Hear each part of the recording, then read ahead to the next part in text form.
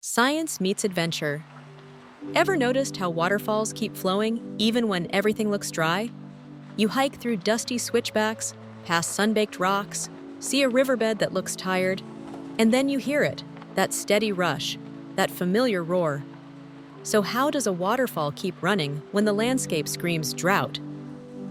Today, I'll break it down in a way that's easy, cinematic, and actually useful for travelers, because if you understand what keeps a waterfall alive, you'll get better at choosing the right season, the right trail, and even the right time of day to see it at its best.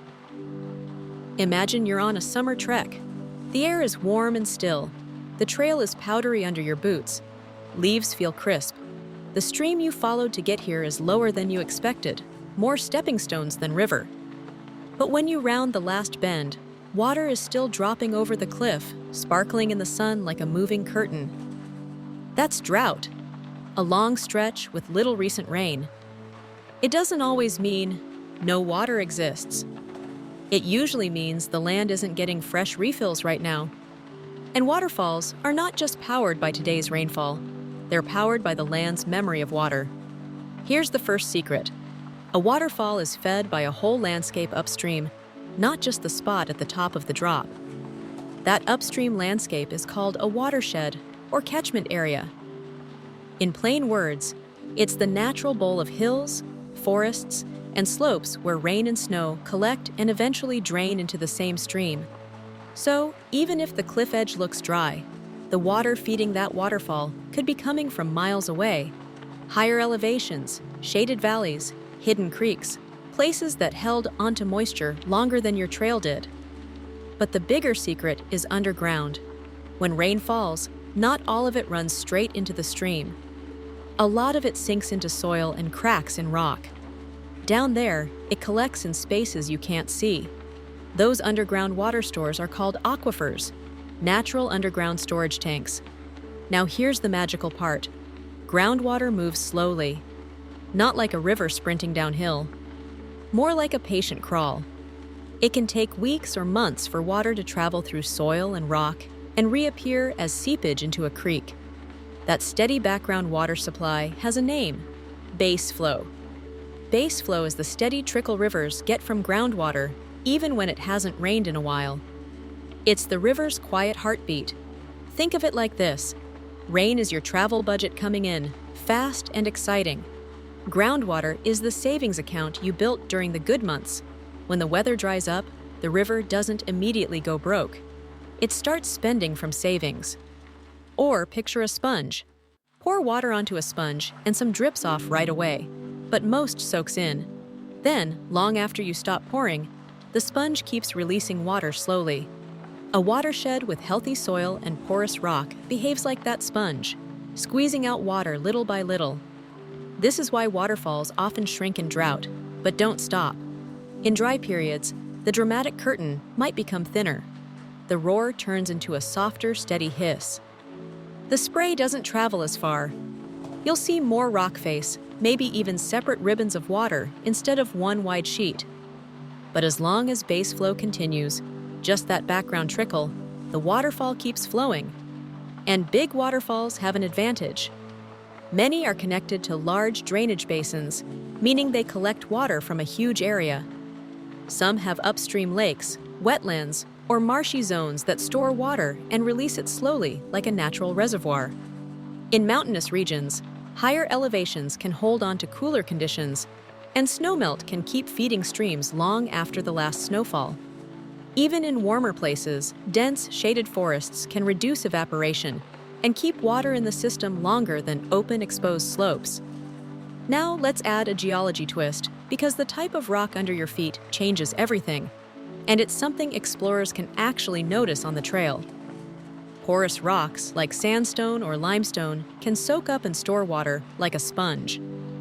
They often feed stronger base flow, meaning streams and waterfalls keep a steadier supply. Ayos! During dry stretches. Hard rocks like granite or basalt don't store water as easily.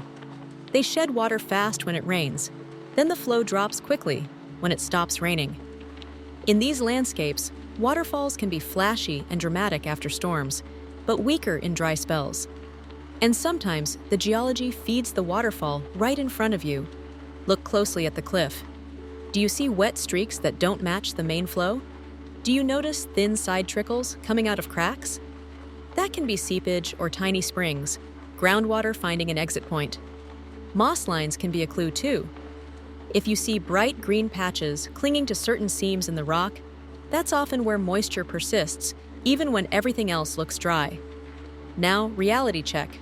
Because nature loves exceptions. Some waterfalls do stop. Not all waterfalls are permanent.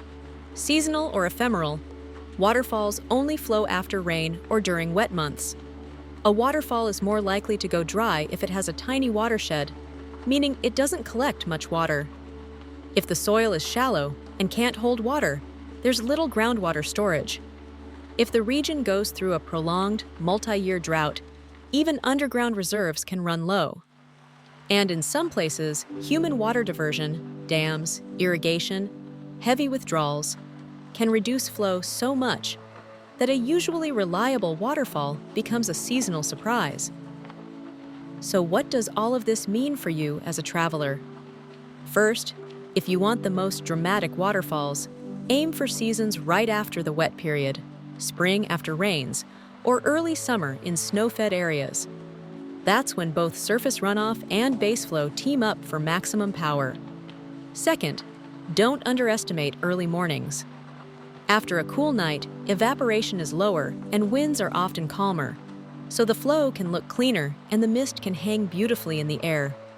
Imagine standing there as the first light hits the spray, golden particles drifting like smoke.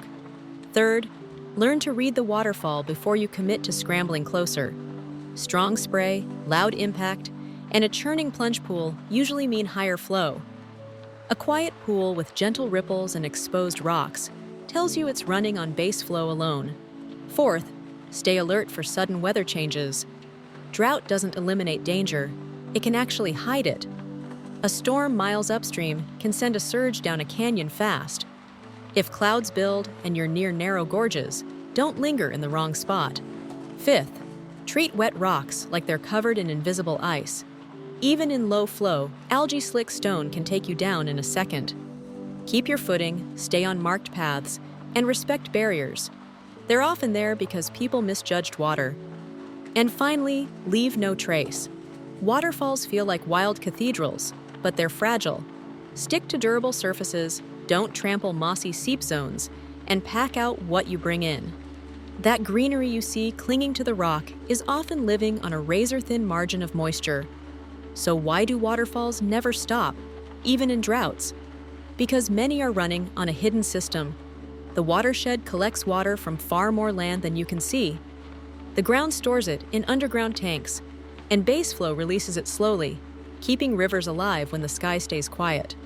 Watershed plus groundwater storage plus baseflow equals persistence.